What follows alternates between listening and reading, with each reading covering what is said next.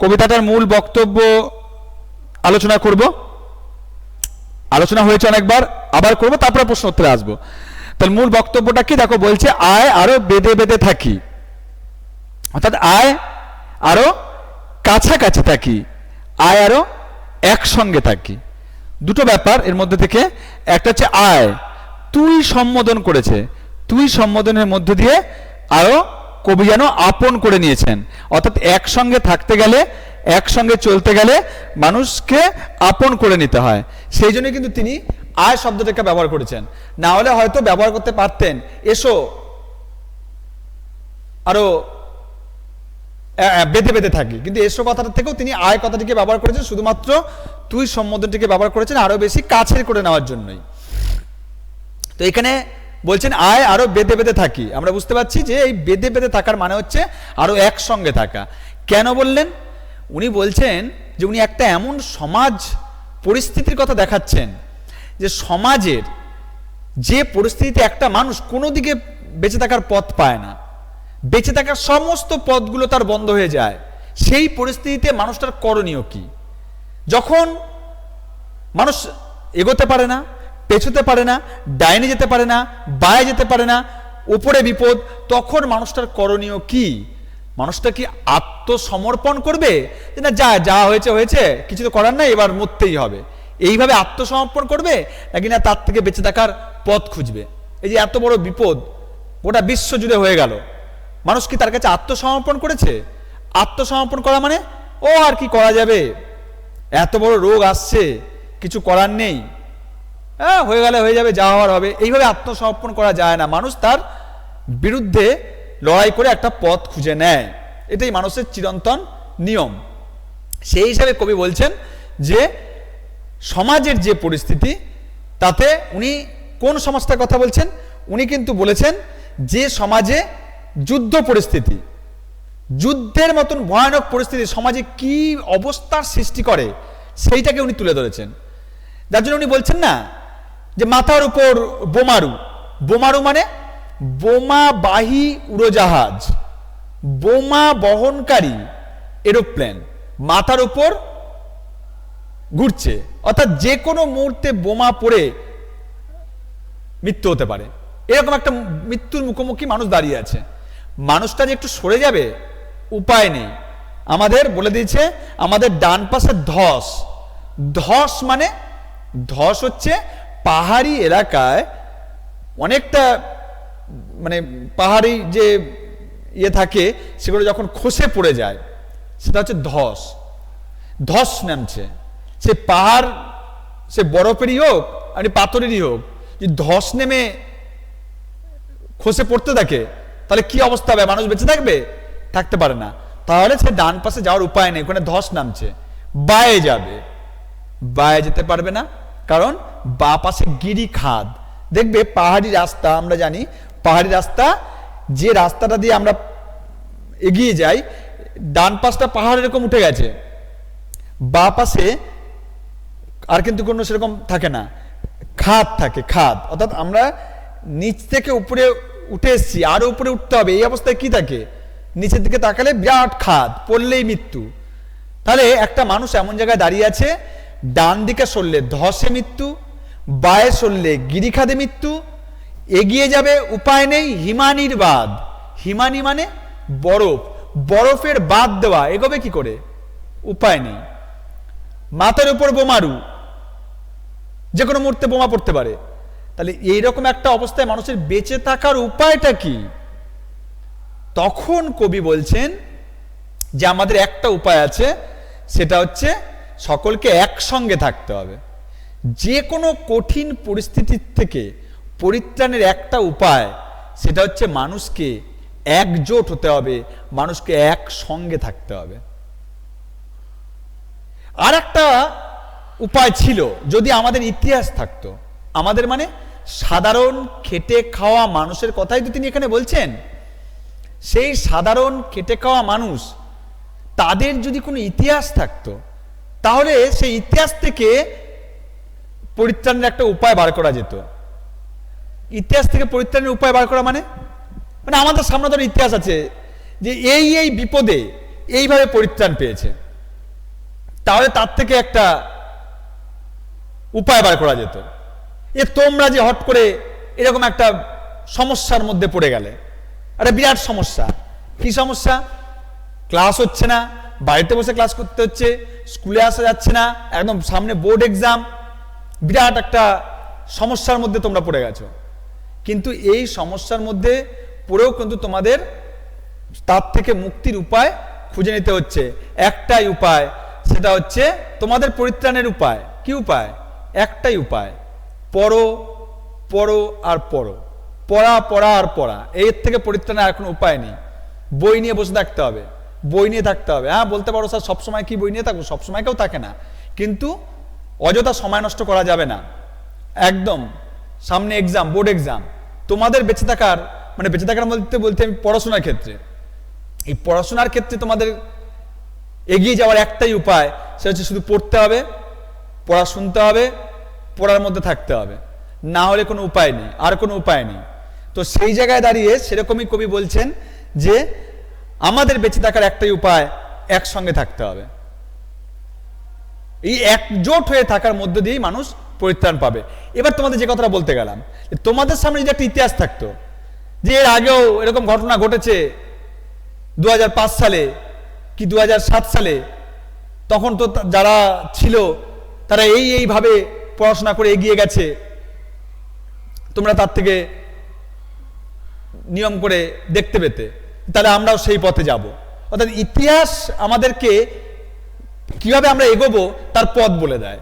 যে ইতিহাস থেকে আমরা শিক্ষা নিয়ে এগিয়ে যেতে পারি, যে আগের এই ব্যাচগুলো এই সমস্যার মধ্যে পড়েছিল, তার থেকে তারা পরিত্রাণের এই উপায়গুলো বার করেছে, অতএব আমরাও সেরকম ভাবে চললে আমরাও পরিত্রাণ পাবো। কিন্তু তা তো নেই, তোমাদের সামনে এরকম ইতিহাস নেই।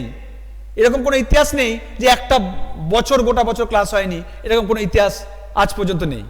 তাহলে তোমাদের সামনে কিন্তু কোনো ইতিহাস নেই। তাই তোমাদেরও একটাই পথ, পড়া, পড়া আর পড়া। ঠিক তেমনি এখানেও আমাদের কোনো ইতিহাস নেই। কবি বলছেন আমাদের কোনো ইতিহাস নেই, যে সাধারণ খেটে খাওয়া মানুষ বিপদে পড়লে বা সাধারণ খেটে খাওয়া মানুষের পরিত্রাণের উপায় কি, এটা ইতিহাসে নেই। কারণ কি? কারণ ইতিহাসে সাধারণ খেটে খাওয়া মানুষের কথা বলা হয় না। ইতিহাস রাজা বাদশার যুদ্ধের জয় পরাজয়ের কাহিনী বলে, তাদের স্থাপত্য কীর্তির কাহিনী বলে, তাদের স্থাপত্য কীর্তির কথা বলে, কিন্তু সাধারণ খেটে খাওয়া মানুষের কথা বলে না। রাজায় রাজায় যুদ্ধ হয়, দুই রাজার যুদ্ধ, সেই দুই রাজার নাম থাকে, তাদের যুদ্ধের জয় পরাজয়ের কাহিনী থাকে, কিন্তু সাধারণ খেটে খাওয়া মানুষ তারাও যে সেই যুদ্ধের শরিক, তারাও যে সেই যুদ্ধের একটা অঙ্গ, এবং তারাও যে সেই জীবন সংগ্রামে প্রতি মুহূর্তে অবতীর্ণ হয়, তার কথা কিন্তু ইতিহাসে লেখা নেই। সাধারণ খেটে খাওয়া মানুষ বহুবার বহু সমস্যার মধ্যে পড়েছে। একটা যুদ্ধ যখন রাজাদের মধ্যে হয়, তখন তার ফলাফল কি সাধারণ খেটে খাওয়া মানুষের মধ্যে পড়ে না? অবশ্যই পড়ে। কিন্তু সেই সাধারণ খেটে খাওয়া মানুষের মধ্যে সেই প্রভাব পড়লেও তাদের যে দুর্দশা নেমে আসে, তার থেকে পরিত্রাণের উপায় তারা যেভাবে বার করে, তার কথা ইতিহাসে লেখা নেই। তাই কবি বলছেন আমাদের কথা ইতিহাসে নেই, ইতিহাসে আমাদের কথা লেখা হয় না, সাধারণ খেটে খাওয়া মানুষের কথা ইতিহাসে নেই। তাই আমাদের বেঁচে থাকার একটাই পথ, আর সেই পথটা হচ্ছে আয় আরো বেঁধে বেঁধে থাকি, অর্থাৎ আরো একজোট হয়ে থাকি। যুদ্ধের সঙ্গে, আর্থিক দুরবস্থার সঙ্গে, সামাজিক দুরবস্থার সঙ্গে, সমাজ বিশৃঙ্খলার সঙ্গে যদি লড়াই করতে হয়, তাহলে মানুষকে একজোট হতে হবে। মানুষে মানুষে বিভেদ নয়, কোনো ধর্মীয় বিভেদ নয়, কোনো বর্ণের বিভেদ নয়, কোনো আর্থিক বিভেদ নয়। মানুষের সঙ্গে মানুষের, সমস্ত মানুষ এক, সমস্ত খেটে খাওয়া মানুষ এক, এই রকম মানসিকতা নিয়েই সবাইকে একজোট হতে হবে। তবে যদি এই যুদ্ধের বিরুদ্ধে লড়াই করা যায়, এই সামাজিক পরিস্থিতির বিরুদ্ধে লড়াই করা যায়। এই জন্য বলছেন যে আয় আরো বেঁধে বেঁধে থাকি। এই জন্য কবি বলেছেন যে এই রকম পরিস্থিতিতে আমাদের করণীয় কি? আমরা যারা শুভবুদ্ধি সম্পন্ন মানুষ এখনো বেঁচে আছি, তাদের করণীয় কি? তারা কি করবে? তারা কি এই অসহায় অবস্থার কাছে আত্মসমর্পণ করবে? যে প্রশ্নটা আমি প্রথমে পড়া থেকে শুরু করেছিলাম, যে আমাদের শিশুদের সব ছড়ানো রয়েছে কাছে দূরে, আমাদের শিশুদের সব ছড়ানো রয়েছে কাছে দূরে, কথাটার মানে কি? অর্থাৎ এই যে সমাজ বিশৃঙ্খল অবস্থা, এটা যদি চলতে থাকে তাহলে আমাদের ভবিষ্যৎ প্রজন্ম ধ্বংস হয়ে যাবে। আর একটা কথা তিনি এর মধ্যে দিয়ে প্রকাশ করেছেন, সেটা হচ্ছে যুদ্ধ নিষ্পাপ সহজ সরল মানুষের প্রাণও কেড়ে নেয়। অর্থাৎ শিশুদের মধ্যে দিয়ে তিনি দুটো জিনিসকে তুলে ধরেছেন। শিশু একদিকে হচ্ছে ভবিষ্যৎ প্রজন্ম, নেক্সট জেনারেশন, শিশু মানে ভবিষ্যৎ প্রজন্ম। তাহলে আমাদের এরকম আর্থিক বা আমাদের এরকম যদি বিশৃঙ্খল সমাজে চলতে থাকে তাহলে ভবিষ্যৎ প্রজন্ম নষ্ট হয়ে যাবে, যাকে তিনি বলেছেন শিশুদের সব ছড়ানো রয়েছে কাছে দূরে, সব মানে মৃতদেহ, অর্থাৎ ভবিষ্যৎ যেন নষ্ট হয়ে গেছে। আর একটা কি, যে যুদ্ধ কিন্তু সহজ সরল নিষ্পাপ মানুষেরও প্রাণ কেড়ে নেয়। অর্থাৎ শিশুর মধ্য দিয়ে তিনি সহজ সরল নিষ্পাপ শিশুকেও, এই মানুষকেও তুলে ধরেছেন। তার জন্য তিনি বলেছেন যে আমাদের শিশুদের সব ছড়ানো রয়েছে কাছে দূরে। পরবর্তী কি বলেছে, আমরাও তবে এ মুহূর্তে এইভাবে মরে যাব নাকি? দেখো বলছে আমরাও তবে এ মুহূর্তে এইভাবে মরে যাব নাকি। এখানে মরে যাওয়া মানে কি? এখানে মরে যাওয়া মানে আত্মসমর্পণ করা। অর্থাৎ এই অসহায় অবস্থার কাছে, এই বিশৃঙ্খল অবস্থার কাছে আমরা কি আত্মসমর্পণ করব? অর্থাৎ যা হয়েছে আর তো কিছু করার নেই বলে চুপ করে বসে থাকা কি আত্মসমর্পণ বলে? তাহলে আমরা কি এই অসহায় এই বিপন্ন অবস্থার মধ্যে আত্মসমর্পণ করব? কবি বলছেন কখনোই নয়। আমরাও তবে এই মুহূর্তে মরে যাব নাকি জিজ্ঞাসা করেছেন, না কখনোই নয়। তিনি বলেছেন যে আমাদের এর মধ্যে থেকেই বেঁচে থাকার পথ খুঁজে নিতে হবে। আর সেই বেঁচে থাকার পথটা হচ্ছে যে আয় আরো বেঁধে বেঁধে থাকি, আয় আরো একসঙ্গে থাকি। আরো কতগুলো প্রশ্ন আমি আলোচনা করেছি, শুধু এটাই নয় যে এই যেটা বললাম আমাদের ইতিহাস নেই, এটা একটা খুব গুরুত্বপূর্ণ প্রশ্ন। তবে দেখো ওখানেই বলছে আমাদের ইতিহাস নেই, যেখানে আছে যে আমাদের ইতিহাস নেই অথবা এমনই ইতিহাস আমাদের চোখ মুখ ঢাকা, আমরা ভিখিরি 12 মাস। এই চোখ মুখ ঢাকা ইতিহাস, এই কথাটার মানে কি? চোখ মুখ ঢাকা, একটা চোখ আর মুখ ঢাকা থাকার মানে কি? মানে আমি কিছু দেখছি না, আমি কিছু বলছি না। মুখ ঢেকে থাকা মানে আমি কিছু বলছি না, চোখ ঢেকে থাকা মানে আমি কিছু দেখছি না। অর্থাৎ সাধারণ খেটে খাওয়া মানুষের যে ইতিহাসটা লেখা আছে, সেই ইতিহাসটা কিসের ইতিহাস? সেই ইতিহাসটা হচ্ছে চোখ মুখ ঢাকা ইতিহাস। সেই ইতিহাসটা হচ্ছে প্রতিবাদ না করার ইতিহাস। অর্থাৎ সাধারণ খেটে খাওয়া মানুষ যেন কোনোদিনও কোনো প্রতিবাদ করেনি, নির্বিবাদে নির্বিচারে সব সহ্য করে এসছে, এইরকমই একটা ইতিহাস। তাই সেই ইতিহাসটাকে তিনি চোখ মুখ ঢাকা বলেছেন। দেখবে আমি প্রশ্নের আলোচনা করেছি, এই প্রশ্নটা আমি আলোচনা করেছি। আমরা ভিখিরি 12 মাস, এখানে আমরা ভিখিরি 12 মাস সমস্ত দিক থেকে ভিখিরি, শুধু টাকা পয়সার দিক থেকে নয়। টাকা পয়সার দিক থেকে তো আছেই, সাধারণ খেটে খাওয়া মানুষের আর্থিক অবস্থার কখনোই উন্নতি হয় না। 12 মাস তাদের আর্থিক অবস্থা একই থাকে। অর্থাৎ 12 মাস কথাটার মধ্যে চিরদিন বোঝানো হয়েছে, শুধু 1 বছর নয়, চিরদিন। চিরদিন খেটে খাওয়া সাধারণ মানুষের অবস্থা এক, তাদের অবস্থার কোনো পরিবর্তন হয় না। 12 মাস ভিখিরি।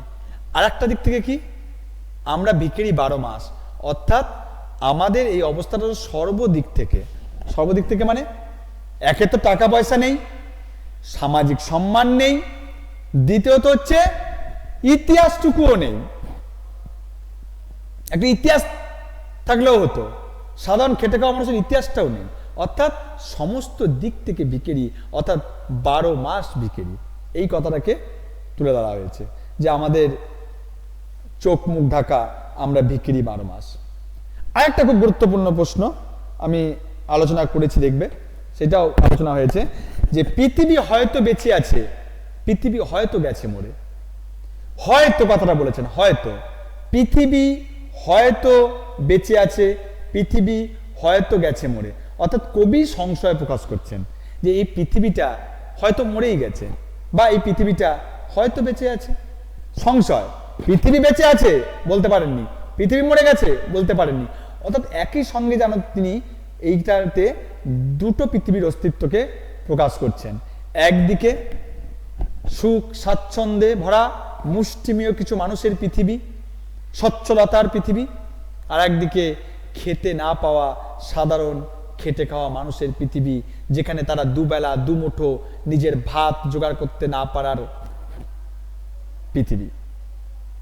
এই জন্য তিনি বলছেন এই যে সাধারণ খেটে খাওয়া মানুষের যে পৃথিবী, যেখানে তারা দুবেলা দুমুঠো খাবার জোগাড় করতে পারে না, তাদের সেই পৃথিবীর কাছে ওই পৃথিবীর কি অস্তিত্ব আছে? সেই ভোগ বিলাসের পৃথিবীটার কোনো অস্তিত্ব আছে কি? নেই। সেটাকেই তিনি বলছে পৃথিবী হয়তো গেছে মরে, পৃথিবী হয়তো গেছে, পৃথিবী হয়তো বেঁচে আছে, পৃথিবী হয়তো গেছে মরে। আবার পৃথিবী এই শব্দটার ব্যঞ্জনায় তিনি মনুষ্যত্ব কথাটাকেও তুলে ধরে থাকতে পারেন। মনুষ্যত্ব, মনুষ্যত্ব কথাটাকেও তুলে ধরে থাকতে পারেন। মনুষ্যত্ব মানে মানুষের ভালো মন্দ যে বিচার, মানুষের প্রতি মানুষের যে সহানুভূতি, মানুষ হিসাবে মানুষের যে কাজ মানুষের জন্য, সেই মনুষ্যত্ব যেন মানুষের আজ নেই। তাই তিনি বলছেন পৃথিবী হয়তো গেছে মরে, পৃথিবী হয়তো বেঁচে আছে, পৃথিবী হয়তো গেছে মরে। অর্থাৎ মনুষ্যত্বটাই বেঁচে আছে কিনা সেই সম্পর্কে তিনি একটা সন্দেহ প্রকাশ করছেন, এই জন্য তিনি এই কথাটা বলছেন। তাহলে একদিকে এই পৃথিবী শব্দের মধ্যে দিয়ে তিনি দুটো পৃথিবীর অস্তিত্ব বলে থাকতে পারেন। একদিকে ভোগবিলাসের পৃথিবী, আর একদিকে খেতে না পাওয়া মানুষের পৃথিবী, দুটো পৃথিবী। আবার পৃথিবী শব্দের ব্যঞ্জনায় তিনি মনুষ্যত্ব শব্দটিকেও তুলে ধরে থাকতে পারেন, যে মনুষ্যত্ব কথাটা, যে মানুষের আদৌ মনুষ্যত্ব আছে তো, সেই সম্পর্কেই তিনি সন্দেহ প্রকাশ করছেন। তারপর দেখো বলছে কিছুই কোথাও যদি নেই তবু তো কজন আছি বাকি। কোথাও কিছু নেই, না আর্থিক উন্নতি, কারণ 12 মাস তারা বিকেরি, না তাদের ইতিহাস আছে, না সেখানে পরিত্রাণ পাওয়ার কোনো উপায় আছে, তা কোথাও তো কিছু বাকি নেই। কিন্তু কজন তো বাকি আছি শুভবুদ্ধি সম্পন্ন মানুষ, যাদের এই পৃথিবীটাকে এইরকম অবস্থা থেকে বার করে নিয়ে যেতে হবে নতুন পৃথিবীর দিকে। কজন তো বাকি আছি, তাদের একটা কিছু করণীয় আছে। সেই করণীয়টা হচ্ছে একসঙ্গে একজোট হয়ে থাকা, অর্থাৎ মানুষকে একজোট করে রাখা, একসঙ্গে থাকা। এই জায়গা থেকে তিনি কথাটি বলছেন। আচ্ছা, তোমাদের এবার বলো যে তোমরা কি ওটা এটা দেখেছো? আমার আগের ভিডিওতে যে প্রশ্নগুলো আছে লিখে ফেলতে পারো, বা ভালো করে শুনে বলতে পারো।